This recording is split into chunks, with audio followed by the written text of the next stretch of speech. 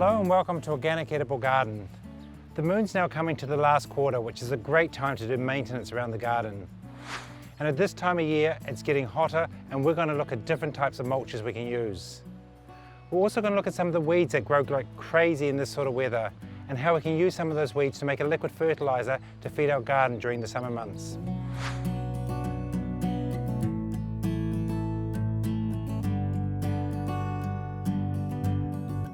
There's a whole array of mulches we can use in our garden over the summer months. There's the organic and inorganic types. The inorganics are things like your black plastic and your stones which won't break down. But as an organic gardener, I like the organic types that will break down and actually feed the soil over time. There's things like your good old compost, full of carbon matter and it holds the moisture in the soil. Things like well composted chook poo, which has got all the fibres of the wood in there and will also do the same job. I've got some straw here. Now this is oat straw, but you can use any type of straw like lucerne or wheat or of those guys, but I try to avoid hay because it's often got a lot of grass seeds in it. I've also got some of this wool, and this is pelletized wool, and what it does, it expands and it actually keeps the moisture in the soil and the slugs off. There's the good old coffee grounds, which is a resource that's so often thrown away. Now this is quite acidic, so it's really good around things like tomatoes, eggplants and peppers, and things that like those acidic conditions. Not only do the coffee grounds smell great, but they're a good form of carbon in the soil. But if you leave them like this, often they can bake and start repelling water. So what I do is I just slowly mulch it into the soil and it seems to do it a lot better. And it's got the benefit that slugs and snails hate it. And today I'm also going to use some of this coconut fibre mat. It's held together by a natural latex and will last about 2-3 years, so I can reuse it again a couple times. These coconut fibre mats are actually designed for fruit trees when you start them off, but they work just as well around things like your zucchinis or your rhubarb. If you just put it around the plant,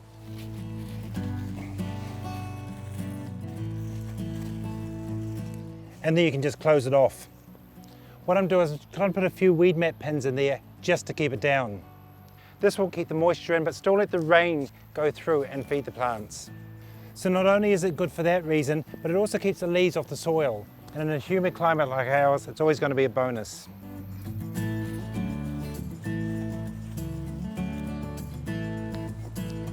You can also use things like newspaper and cardboard to do the same thing. The good part about the coconut fibre matting is it also stops snails and slugs walking across it. It's just too rough. It also keeps the soil cool in summertime. It helps keep the earthworms close to the surface and protects the bacteria and fungi in the soil.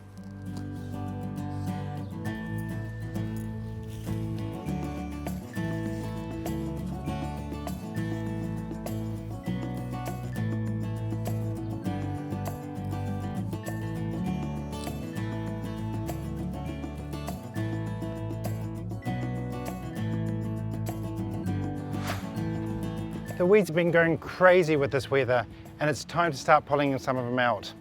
I'm especially concentrating on the onions because they hate to compete with the weeds. This is the bed that we put on as a short turnaround root crop, and things like the fennel and the beetroot, the daikon and the turnips are just about all ready to eat. I planted a lot of these guys really close together, but because I like the baby vegetables, it's easy for me still to take every second one out so the others can size up. And then I use things like the daikons and turnip in my salads tonight.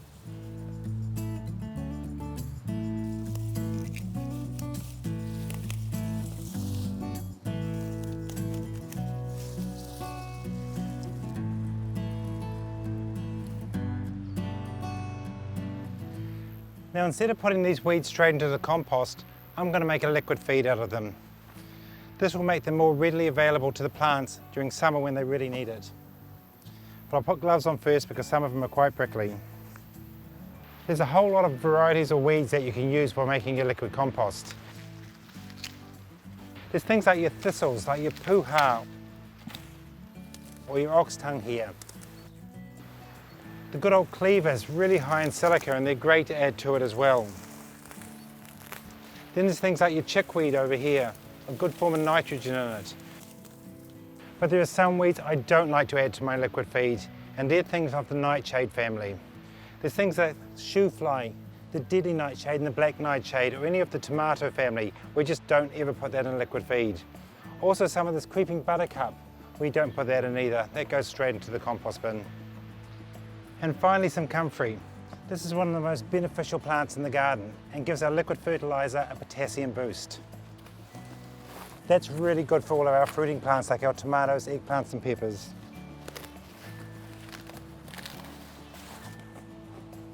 And if you don't have any of these other weeds in the garden, even grass clippings like this, they're good in a liquid feed like that. They'll add a form of nitrogen to it.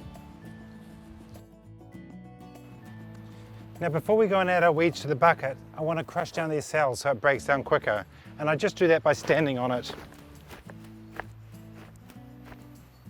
Now all we have to do is add it to a bucket and fill it full of water.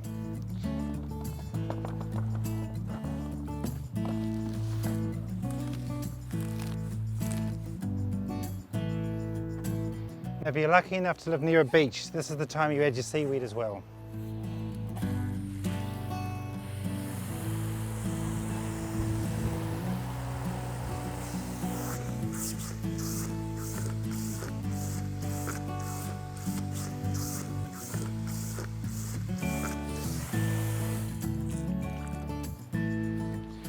Now all we have to do now is cover it up. You can use a lid like this, but because it's fermenting, never put it on tight because it can release gases.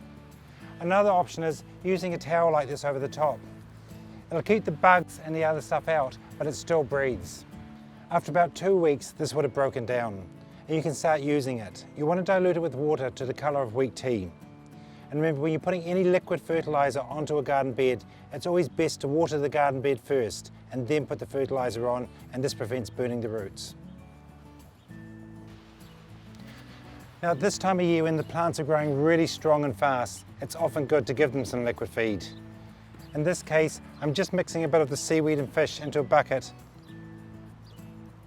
and I'm going to pour it over the garlic. This can be done on any plants, especially your heavy fruiting plants like your zucchinis and your tomatoes.